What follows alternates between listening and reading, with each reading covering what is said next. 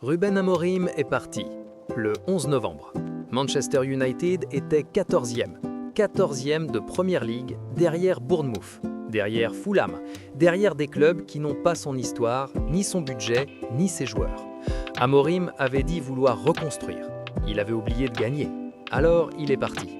Et Michael Carrick est arrivé. Intérimaire, 43 ans, ancien milieu de terrain, jamais entraîneur principal auparavant. On lui a donné 6 matchs, peut-être 8, peut-être 10, le temps de trouver un vrai remplaçant. Un nom, un profil, un projet. Carrick n'était pas le projet. Carrick était la transition, la survie, l'attente. Ce soir, Goodison Park, 23 février, 6 matchs plus tard, Carrick n'a toujours pas perdu. 2 victoires, 4 nuls. 6 matchs, 0 défaite. Manchester United est 4e, 3 points du podium. Et la question n'est plus qui viendra après Carrick, la question est pourquoi chercher quelqu'un d'autre? Comment il a fait? Personne ne le sait vraiment. Même joueur, même formation, même vestiaire, même direction. Pourtant, sous Amorim, l'équipe encaissait 2 buts par match. Sous Carrick, un demi.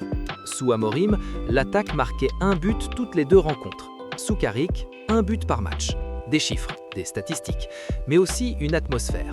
Les joueurs disent qu'il leur parle différemment, qu'il ne les surcharge pas, qu'il leur donne un rôle clair, une mission précise et qu'il les laisse jouer. Regardez Šeško. Amorim ne le faisait pas entrer, ou trop tard, ou dans des positions où il ne pouvait rien. Carrick l'a fait entrer à la 58e, contre Everton, alors que le match était bloqué, alors que Mbeumo fatiguait, alors que l'espace allait se créer. Šeško a couru 20 minutes dans les jambes des défenseurs. Il a attendu. 71e minute. Mbeumo centre, Šeško finit. 1-0. Victoire. Encore. Mais ce n'est pas seulement Šeško. Lamens, le jeune gardien, 20 ans, jamais titulaire avant Carrick, a fait 8 arrêts ce soir. 8.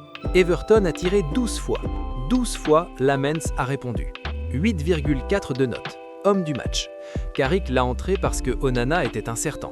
Il l'a gardé parce qu'il gagnait, parce que l'équipe gagnait, parce que la confiance, une fois donnée, ne se retire pas. C'est ça, peut-être, la méthode Carrick. Pas de révolution, pas de discours, juste des choix, juste du temps, juste la confiance que même un intérimaire peut devenir indispensable si on lui donne la chance de le prouver. Carrick a été ce joueur-là, celui qui entre, qui change le match, qui ne se plaint jamais. Il le sait, il le transmet. Demain, les journaux parleront de Šeško, de son ratio, de ses buts, de son avenir.